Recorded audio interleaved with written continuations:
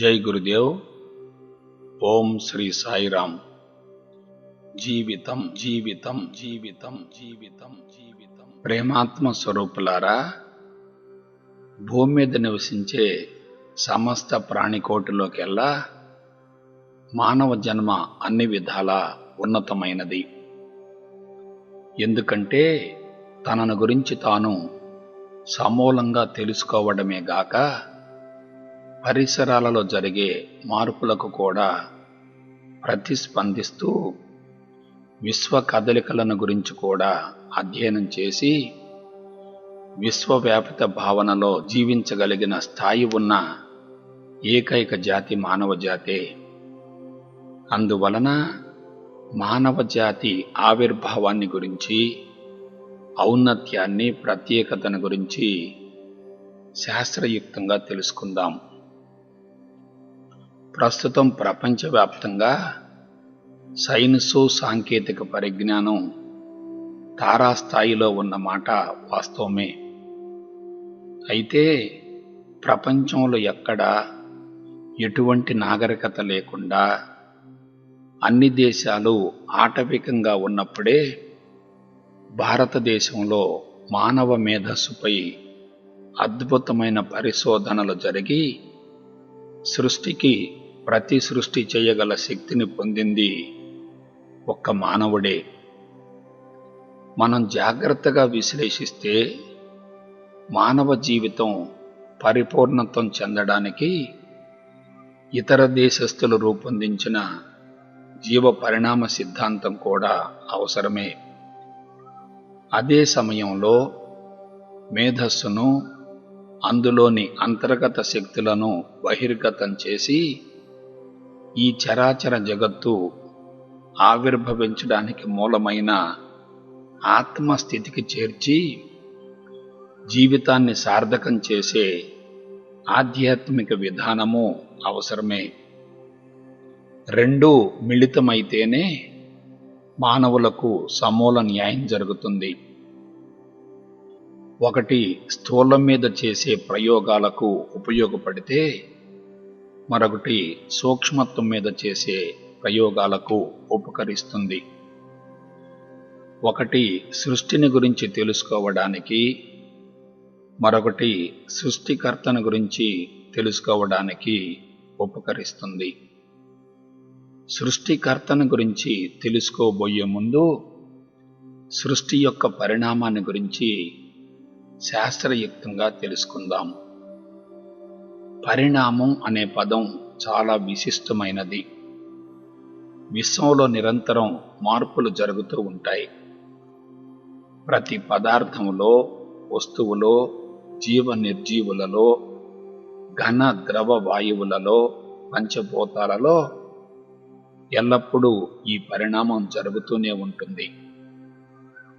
వేదాంతపరంగా, science పరంగా విశ్లేషించిన మనకు స్థూలంగా కనిపించే పదార్థం ఏది స్థిరంగా స్థూల జగత్తులో జరిగే పరిణామాన్ని భౌతిక పరిణామమని, జీవమున్న ప్రాణులలో జరిగే మార్పులను జీవ పరిణామమని అంటారు.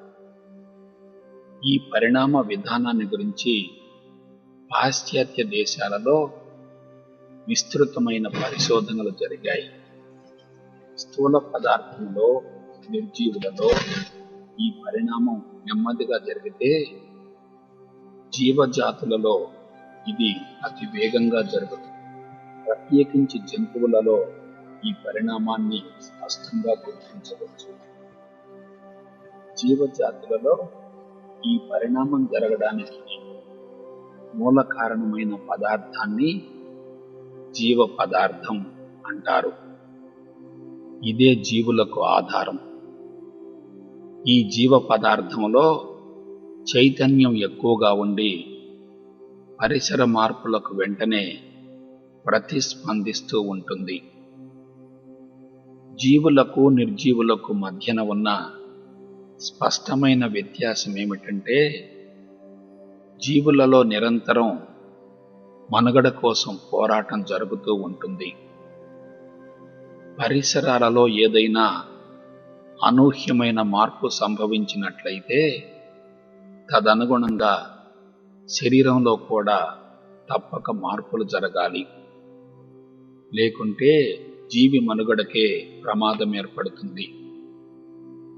ఆ విధంగా పరిసరాలలో జరిగే మార్పులను ఎప్పటికప్పుడు తెలుసుకొని స్పందించే అవకాశం జీవులలో ఉంటుంది.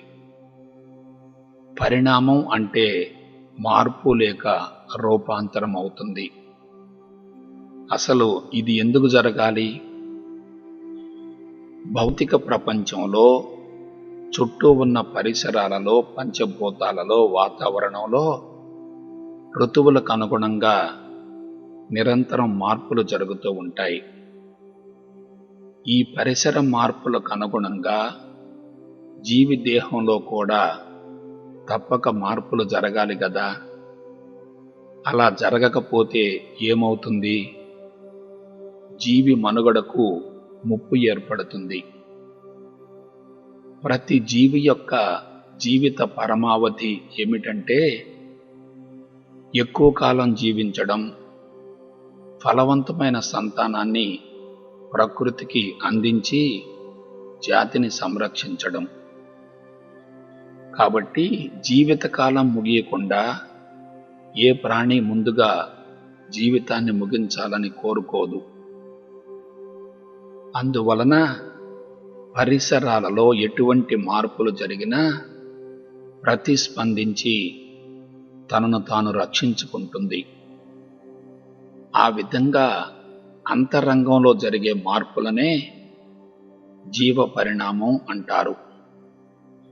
ఇటువంటి మార్పులు కేవలం ఉపరితలంలో తాత్కాలికంగా మాత్రమే అవసరమైతే ఆ తరానికే పరిమితమవుతాయి. అలాగాక శాశ్వతంగా అవసరమైతే తర్వాత తరాలకు కూడా అందించబడతాయి. ఆ విధంగా పాత తరానికి నూతన తరానికి మధ్య స్పష్టమైన మార్పులు సంభవించి కొన్ని తరాల తర్వాత నూతన జాతులు ఆవిర్భవిస్తాయి. ఇదే జీవ పరిణామ సిద్ధాంతంలో ఉన్న కీలకమైన అంశం. ప్రకృతిలోని వృక్షాలను, జంతువులను గమనించండి. అన్ని జాతుల మధ్య తప్పక వ్యత్యాసం ఉంటుంది. ఒకే జాతికి చెందిన రెండు జీవుల మధ్య కూడా స్పష్టమైన వ్యత్యాసం కనిపిస్తుంది. మన కంటికి కనిపించే విధంగా స్థూలంగానో, కనిపించని విధంగా సూక్ష్మంగానో ఈ తేడాలుంటాయి. వానినే జీవ పరిణామ భాషలో వైవిధ్యాలు అంటారు. విచిత్రం ఏమిటంటే ఒకే కానుపులో జన్మించిన ఇద్దరు కవలల మధ్య కూడా ఈ తేడాలుంటాయి. అందుకే కొన్ని కీలక వ్యవహారాలలో వేలి ముద్రలను పరిశీలిస్తారు.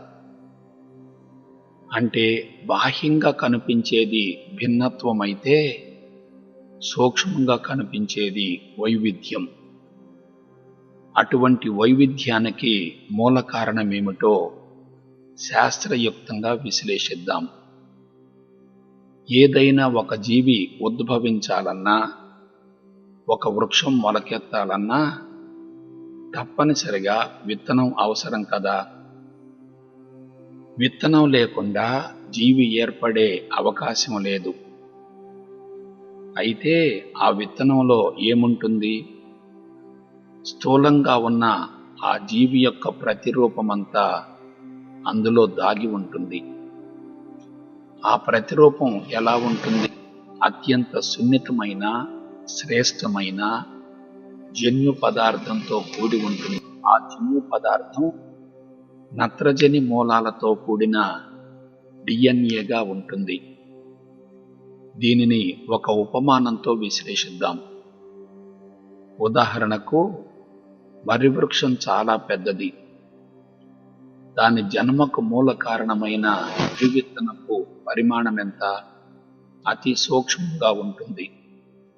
సూక్ష్మమైన మర్రి విత్తనములో భవిష్యత్తులో వ్యక్తీకరించబడే స్థూలమైన వృక్షమంతా నిక్షిప్తమై ఉంటుంది.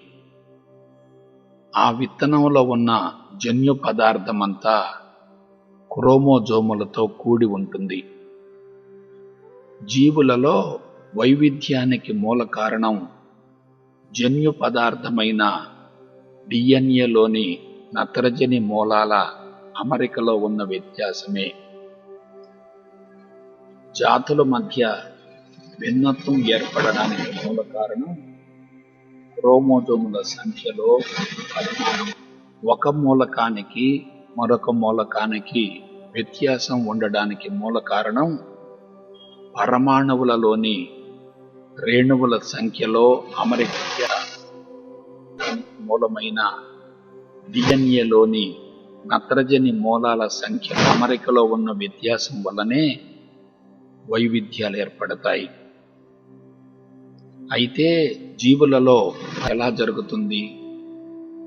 పరిసరాలలో ఏదైనా మార్పు సంభవించినప్పుడు అది శాశ్వతమా లేక తాత్కాలికమా అనే విధంగా ఉంటుంది. తాత్కాలికమైతే అంతరంగంలో జరిగిన మార్పు కొంతకాలం వరకే ఉంటుంది. శాశ్వతమైతే మాత్రం సూక్ష్మాన్ని ప్రేరేపిస్తుంది. ఆ విధంగా జన్యు పదార్థంలో సంభవించిన మార్పు తర్వాత తరాలకు అందించబడితే సంతానంలో నూతనత్వం కనిపిస్తుంది. సంతానాన్ని అందించక ముందు జన్యుపరమైన మార్పులు సంభవిస్తే ఆ మార్పులు తర్వాత తరానికి తప్పక సంక్రమిస్తాయి. అటువంటి మార్పులే సంభవించకపోతే తర్వాత తరానికి అందించబడే అవకాశమే లేదు. సంతాన కాలం ముగిసిన తర్వాత మార్పులు సంభవిస్తే అవి ఆ తరంలోనే అంతరించిపోతాయి. దీనిని గురించి లామార్క్ అనే శాస్త్రవేత్త ఎలుకలపై ప్రయోగం చేశాడు. ఎలుకలకు తోకలను తొలగించాడు.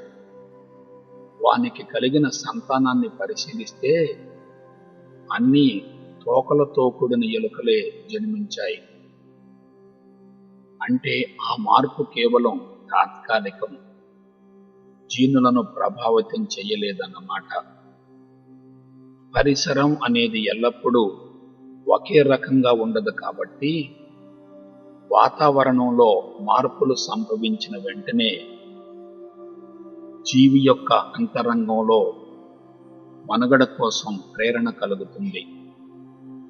ఆ ప్రేరణకు అనుగుణంగా అన్వేషణ జరుగుతుంది. ఆ అన్వేషణకు అనుగుణంగా పరిణామం జరుగుతుంది. అంటే ముందు సూక్ష్మత్వంలో ప్రేరణ కలుగుతుంది, తర్వాత స్థూలత్వంలో మార్పులు సంభవిస్తాయి. ప్రతి జీవి ఉన్న స్థితి నుండి ఉన్నత స్థితికి ఎదగాలని ప్రయత్నిస్తూ ఉంటుంది. అలా జరగకపోతే ఆ జీవి మనుగడకే ప్రమాదం ఏర్పడుతుంది.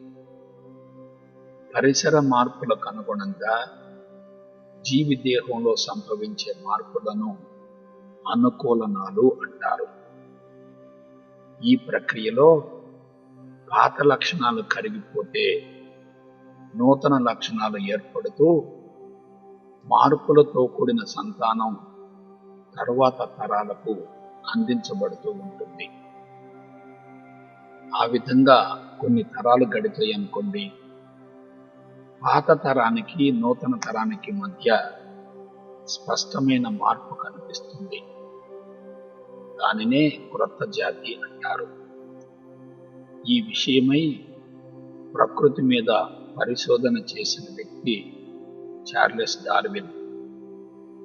ఆయన ప్రతిపాదించిన సిద్ధాంతాన్ని క్రొత్త జాతుల ఆవిర్భావం అన్నారు.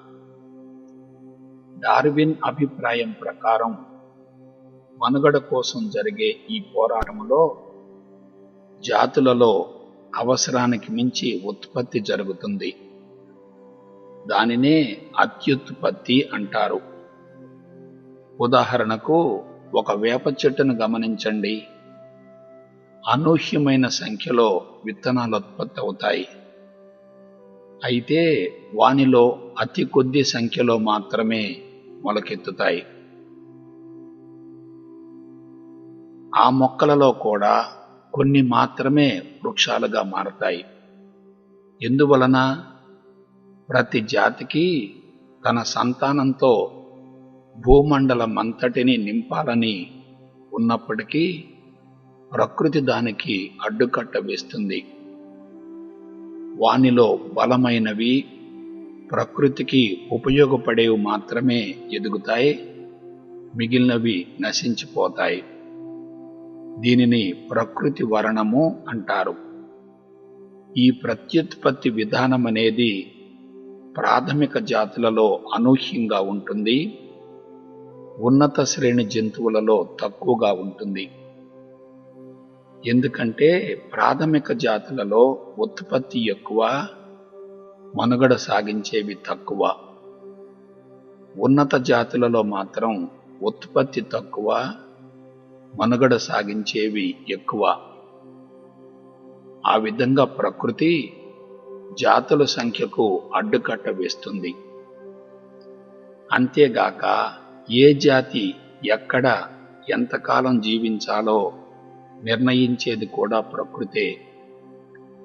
చార్లెస్ డార్విన్ యొక్క ప్రకృతి వర్ణ సిద్ధాంతం మానవ జాతులకు కూడా 100% వర్తిస్తుంది.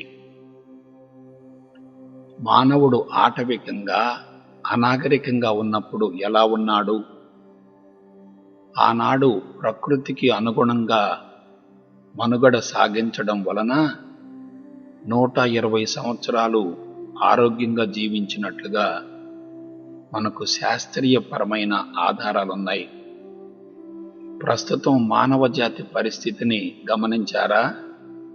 ఆయువు తగ్గుతుంది, ఆరోగ్యం క్షీణించింది, జీవితాన్ని బలవంతంగా మధ్యలోనే ముగించవలసిన పరిస్థితులు ఏర్పడుతున్నాయి. ఎందువలన?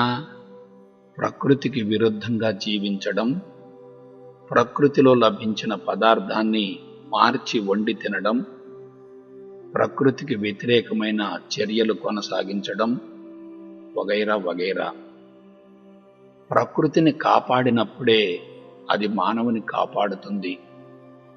ఆ విధంగా ప్రకృతికి విరుద్ధంగా జీవించడం వలన మానవుని అంతరంగంలో ఎక్కువగా నెగటివ్ ఏర్పడడం, అది బాహ్య ప్రపంచంలో ప్రతిబింబించడం, స్వేచ్ఛగా జీవించవలసిన వ్యక్తి బంధాలలో పడడం, ప్రజ్ఞ కుంచుకుపోవడం, సంకుచిత తత్వం, స్వార్థం ఏర్పడడం, శారీరక సుఖానికి, ఇంద్రియాల వినోదానికి అలవాటు పడడం.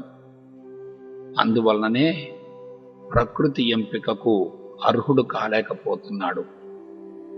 అల్పమైన భౌతిక సంపద కోసం పరితపిస్తున్నాడు. అత్యంత విలువైన జీవితాన్ని కోల్పోతున్నాడు.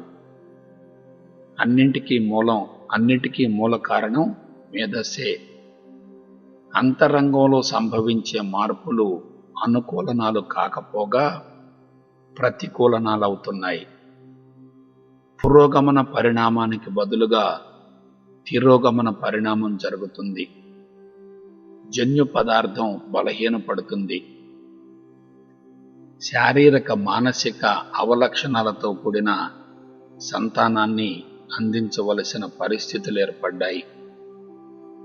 వేదాంతానికి, తత్వానికి, శాస్త్రానికి, సైన్సు, సాంకేతిక పరిజ్ఞానానికి ఎంతో వ్యత్యాసం ఉంది. వేదాంతం అంటే సృష్టి యొక్క మూలాన్ని, సృష్టికర్తను గురించి తెలుసుకోవడం, విశ్వం మీద పట్టు సాధించడం. తత్వం అంటే ప్రకృతి అందాలను ఆస్వాదించడం, దానిలో కలిసిపోవడం, మమేకం కావడం. శాస్త్రం అంటే ప్రతి అంశాన్ని గురించి రుజువులతో సహా హేతుబద్ధంగా తెలుసుకోవడం. సైన్సు, సాంకేతిక పరిజ్ఞానం అంటే అక్కడ ఉన్న దానిని తమకు అనుకూలంగా మలుచుకోవాలని ప్రయత్నించడం, పరిణామానికి ప్రకృతికి విరుద్ధంగా వాతావరణాన్ని సమతుల్యాన్ని కోల్పోయే విధంగా తయారు చేయడమే. అందుకు మూల కారణమేమిటి? ప్రకృతి వనరులను సేకరించడం ద్వారా, వస్తు సంపదను సమకూర్చుకోవడం ద్వారా, యాజమాన్య తత్వాన్ని అనుసరించడం ద్వారా తాను తన కుటుంబం సుఖపడాలి అనే భావనతో జీవించడమే. అందుకే భూమండలమంతా సైన్సు సాంకేతిక పరిజ్ఞానపు విష ప్రభావంతో పూర్తిగా ధ్వంసమైంది. మానవుడు గత 6000 సంవత్సరాల నాగరికత పరిణామంలో ప్రకృతిని సర్వనాశనం చేసి మారణ హోమాన్ని సృష్టిస్తున్నాడు. వనరులు తరిగిపోయే కొలది మానవుల మధ్య అనూహ్యమైన పోటీ పెరుగుతుంది. గమనించండి. అందరూ ఒక ప్రాథమికత్యాన్ని మర్చిపోతున్నారు. ప్రకృతికి అనుకూలంగా జీవిస్తే ఎలా ఉంటుంది? ప్రకృతిని తనకు అనుకూలంగా మార్చుకుంటే ఎలా ఉంటుంది? ఆధ్యాత్మిక మార్గమంతా ఈ ఒక్క అంశం మీదే నడిచింది. ప్రకృతిని కాపాడడం, ప్రకృతిని పూజించడం, ప్రకృతికి అనుగుణంగా జీవించడం, ప్రకృతిలో లభించే పదార్థాన్ని పూజించడం వంటి అంశాలన్నీ ప్రకృతికి అనుకూలంగా జీవించడంలో ఇమిడి ఉన్నాయి. డార్విన్ సిద్ధాంతానికి వేదాంత సారానికి మధ్య ఎంత సారూప్యత ఉందో గమనించండి. ప్రకృతికి అనుగుణంగా జీవిస్తూ ప్రకృతిని కాపాడిన వారిని ప్రకృతి నిరంతరం కాపాడుతూనే ఉంటుంది. ఎండకు ఎండడం, వర్షానికి తడవడం, చలిలో తిరగడం వంటి వాని వలన శరీరానికి వాతావరణ మార్పులను ఎదుర్కోగల శక్తి పెరుగుతుంది. ఎందుకంటే అటువంటి వారు ప్రకృతికి అనుగుణంగా జీవించగలుగుతారు. అలాగాక రుగ్మతలతో సతమతమవుతూ వైద్యశాలల చుట్టూ తిరిగే వారిని గమనించండి. శరీరాన్ని సుఖపెడుతూ రుగ్మతల పాలవుతున్నారు. అందుకే ప్రకృతి వారిని ప్రాథమికంగా హెచ్చరిస్తుంది. అప్పటికీ మార్పు రాకపోతే మరణం రూపంలో అడ్డు తొలగించుకుంటుంది. వాస్తవానికి కుటుంబ వ్యవస్థే మానవుని తిరోగమనం వైపుకు మళ్లించింది. అటువంటి దుష్పరిణామాల నుండి బయటపడడం కోసం ఆధ్యాత్మిక మార్గాన్ని కనుగొనడం జరిగింది. అయితే ఆ ఆధ్యాత్మిక మార్గంలో పరిణతి చెందాలన్నా శరీరం సహకరించాలి కదా. సుఖపడేవారు ఆధ్యాత్మిక మార్గానికి రాలేరు. ఒకవేళ ఆ మార్గంలోనికి ప్రవేశించిన శరీరం సహకరించక నరకయాతనను అనుభవించవలసి వస్తుంది. అదే కష్టించి పనిచేసి నైతిక విలువలతో జీవించే వారిని గమనించండి. శరీరం ఆరోగ్యంగా ఉంటుంది, మనసు ప్రశాంతంగా ఉంటుంది, ఆయుః ప్రమాణం పెరుగుతుంది. అటువంటి స్థితిలో ఆధ్యాత్మికత యొక్క అవసరమేముంటుంది? ఎందుకంటే లౌకిక జీవితం నియమబద్ధంగా ఉంటే అదే ఆధ్యాత్మికంగా రూపాంతరం చెందుతుంది. ఆ మార్గంలోనికి ప్రవేశించిన సాధన ఒక ఆటలా కొనసాగుతుంది.